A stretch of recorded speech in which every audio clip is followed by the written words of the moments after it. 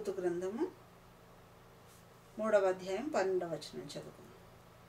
నేను నిన్ను ఓడిపింపగల వాడనను మాట వాస్తవమే, అయితే నీకు నాకంటే సమీపమైన బంధువుడు ఒకడు ఉన్నాడు.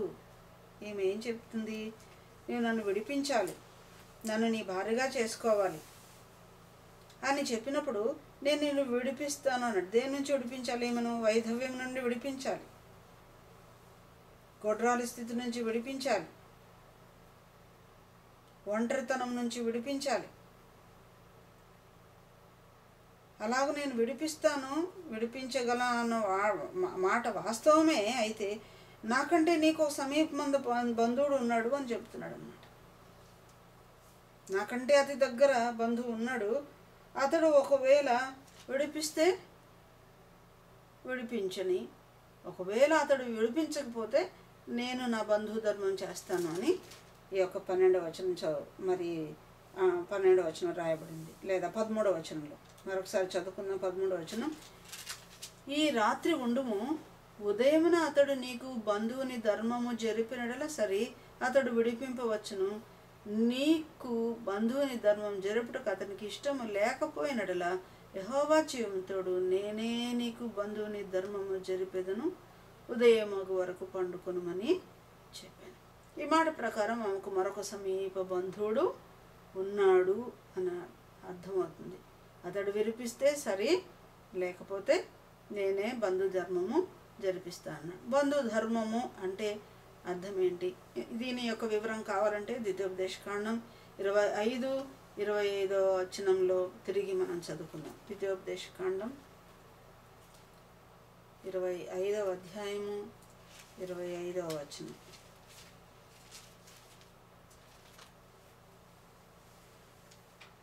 సారీ 25వ అధ్యాయము 6వ వచనం నుంచి చదువుకుందాం. చనిపోయిన సహోదరుని పేరు ఇశ్రాయేల్లో నుండి తుడిచివేయబడకుండానట్లు ఆమె కను జ్యేష్ఠ కుమారుడు చనిపోయిన సహోదరునికి వారసుడిగా ఉండవలను. అతడు తన సహోదరుని భార్యను పరిగ్రహింపనొల్లని ఎడల, అనగా పెళ్లి చేసుకొన ఇష్టం లేకపోతే, వాని సహోదరుని భార్య పట్టణపు గవినికి అనగా పెద్దలేదుకు పోయి, నా పెనిమిటి సహోదరుడు ఇశ్రాయేలులో తన సహోదరుని పేరు స్థాపింపనని చెప్పి దేవధర్మము చేయనొల్లడని తెలుపుకొనవలను. అప్పుడు అతని ఊరి పెద్దలు అతన్ని పిలిపించి అతనితో మాట్లాడిన తర్వాత అతడు నిలువబడి, ఆమెను పరిగ్రహించుటకు నాకు ఇష్టం లేదు అని ఎడల అతని సహోదరుని భార్య ఆ పెద్దలు చూచుచుండగా అతని దాపునకు పోయి అతని కాలి నుండి చెప్పు ఊడదీసి అతని ముఖం ఎదుట ఉమ్మివేసి, తన సహోదరుని ఇల్లు నిలుపని మనుషునికి ఇలాగు చేయబడినని చెప్పవలను.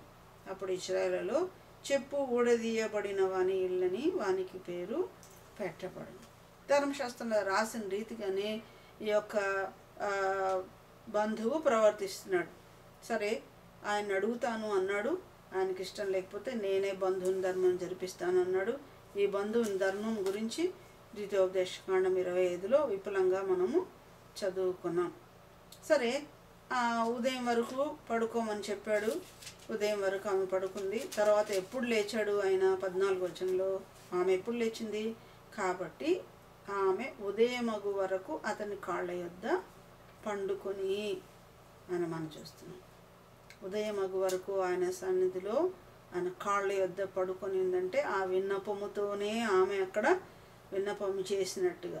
అవును, ఒక రాత్రి ఉదయమగు వరకు రాత్రంతా ప్రార్థన చేసిన అనుభవం మన జీవితంలో కలిగి ఉండడం, ప్రత్యేకమైన నిర్ణయాలు జీవితంలో తీసుకునేటప్పుడు మరి అత్యవసరమైన ఆలోచన ప్రభు దగ్గర కావాల్సి వచ్చినప్పుడు, మరి భారమైన సంగతులు పరిష్కరించవలసి వచ్చిన సందర్భంలోనూ మరి కొంత సమయం లేదా రాత్రంతా దేవుని సన్నిధిలో గడిపే అనుభవాలు మన జీవితంలో కొన్నిసార్లు వస్తాయి. మరి అటువంటి ఇంపార్టెంట్ డెసిషన్ తీసుకునే సమయంలో ఆమె ఒక రాత్రంతా ఆయన పాదముల దగ్గర ప్రార్థించిన అనుభవంలో ఉన్నట్టుగా మనం చూడగలం. ప్రియ దేవుని బిడ్డలారా, ఇట్లాంటి అనుభవం మనం కలిగి ఉన్నామా? రాత్రంతా దేవుని సన్నిధిలో గడిపినాయి, లేదా కొన్ని దినములు గడిపినట్లు మన జీవితంలో అలాంటి సందర్భాలు మరి మనం కలిగి ఉండే ఎంతైనా ప్రయోజనకరం. మరి ఆ తర్వాత ఏం చేసింది? ఉదయం లేచేటప్పుడు ఎప్పుడు లేచిందంట? 14వ వచనంలో, ఒకనికి ఒకడు గుర్తించుపాటి వెలుగు రాకముందే లేచను. ఎప్పుడు లేచింది? ముఖ్యంగా స్త్రీలు ఎప్పుడు లేవాలి? ఒకనికొకడు గుర్తించుపాటి వెలుగు రాకముందే. అంటే ఇంకా చీకటిగా ఉన్నప్పుడే, చాలా మబ్బుగా ఉన్నప్పుడే. ఒకవేళ చీకట్లో లేచి తిరుగులాడినా కూడా పలానోళ్ళు ఎవరా అని గుర్తించే సమయం రాకమునిపే లేచిందంట. చాలా అర్లీ మార్నింగ్ లేచిందనమాట.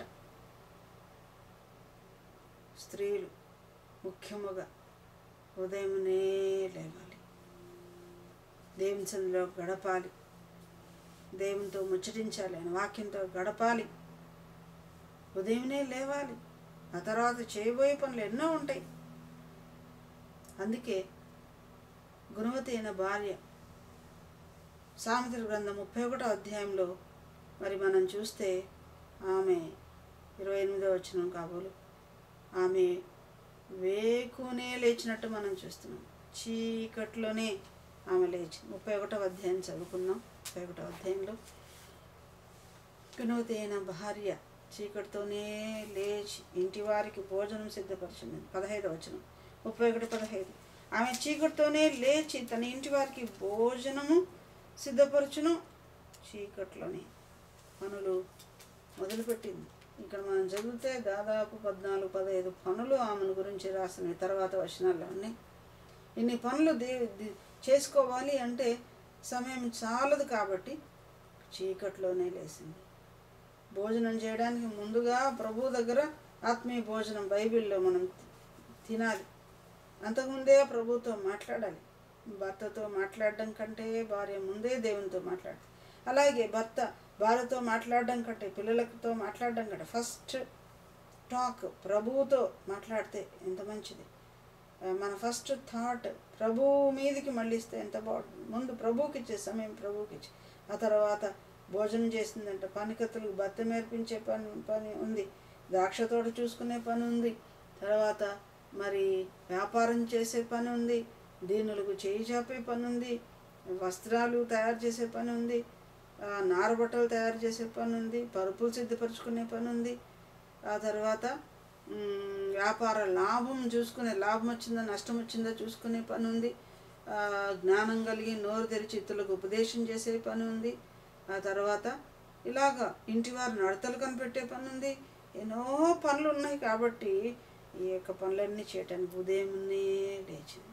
అలాగే మనం ఇంట్లో వంట పని, భర్త పని, పిల్లల పని, ఆయా పనులు, ఇంట్లో పని, బయట పని ఎన్నో ఉంటాయి. వీటన్నిటిని సమర్థవంతంగా చేయడానికి ఉదయాన్నే లేవటం, మరి దేవుని సన్నిధిలో గడపడం, ఇవన్నీ కూడా ఎంతైనా మాదిరి సంగతులు. మగ్దలేని మరియ కూడా ప్రభువు దినమైన విశ్రాంతి దినం తర్వాత ఆదివారం ఆమె ఎప్పుడు లేచినట్టుగా మనం చూస్తున్నాం. మగ్దలేని మరియా ఇంకా పెందల కడనే చీకటిగా ఉన్నప్పుడే, ఆ మాట చదువుకుంటే మంచిది. యోహాను సువార్తలో 20వ అధ్యాయంలో ఆమె ఎప్పుడు లేచినట్టు మనం చూస్తాం.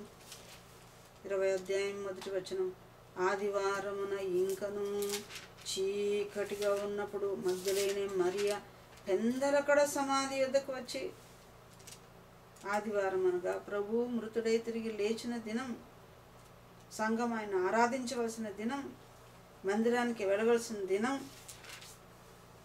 ఆదివారం లే అని ఎక్కువసేపు పడుకోవడం కాదు కానీ, సెలవు దినం అని పడుకోవడం కాదు కానీ, ఆదివారం మన ప్రభుని ఆరాధించే దినం. చీకటిగా ఉన్నప్పుడే లేచింది. తర్వాత పెందలకడ లేచింది. ఎందుకు లేచింది? విశ్రాంతి దినము కాకముందే, ఆ శనివారానికి ముందే శుక్రవారమే సుగంధ ద్రవ్యాలు ఆయన దేహానికి రుద్దాలని ముందే కొనుక్కున్నారు ఈ స్త్రీలు. మగ్దలేని మరియా, యోహన్నా, సూసన్న. విశ్రాంతి దినం పని చేయకూడదు కాబట్టి శనివారం పూయలేదు, వాటిని ఆదివారం పూయాలి. కనుక పూయడానికి పెందలకడ లేచింది. ఎక్కడికి రావడానికి? బస్ స్టాండ్కా, ఇంకా రైల్వే స్టేషన్కా, అట్లాంటి వాటికి చీకటిగా వెళ్తామేమో. కానీ వెళ్ళేది ఎక్కడికి? సమాధుల దగ్గరికి చీకటిగా ఉన్నప్పుడే లేచింది ఆయన ఆరాధించడానికి.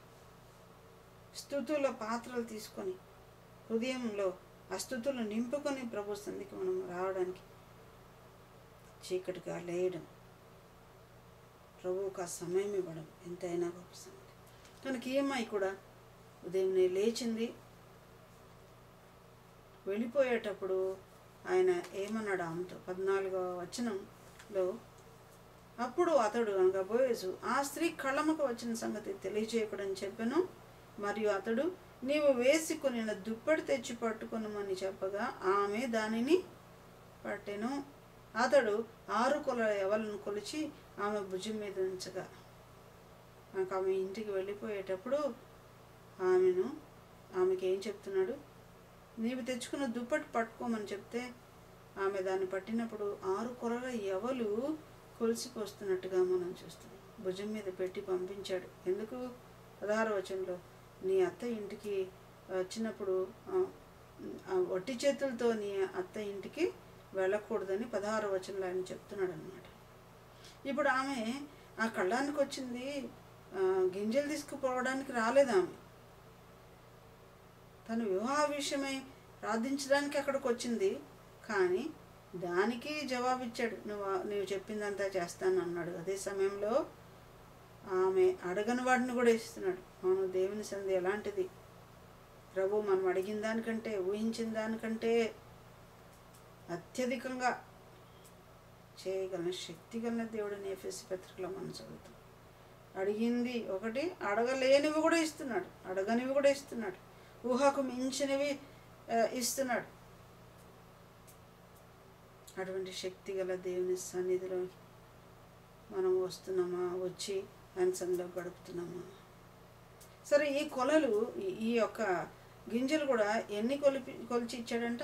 6 కొలల యవలు కొలిచి పంపించినట్టుగా మనం చూస్తాం.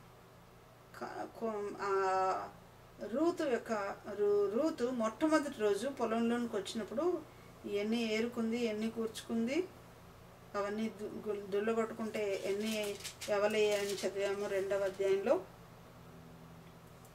వాళ్ళంతా పిడికెళ్ళి పడేస్తుంటే ఏరుకుంది. 17వ వచనంలో దుల్లగొట్టగా 18వ వచనంలో అవి దాదాపు తూమడి ఎవలాయను. తూమడి అనగా దాదాపు 30 సేర్లు. మొదటి రోజు 30 సేర్లు తెచ్చుకుంది. మళ్ళీ మిగతా ప్రతిరోజు ఎన్ని సేర్లు తెచ్చుకుంది తెలియదు. రాతకు వచ్చింది రెండవసారి ఎన్ని తెచ్చుకుంది ఆమె? 6 కొలలు. ఇది 60 దంతలకు చెప్పుకోవచ్చు.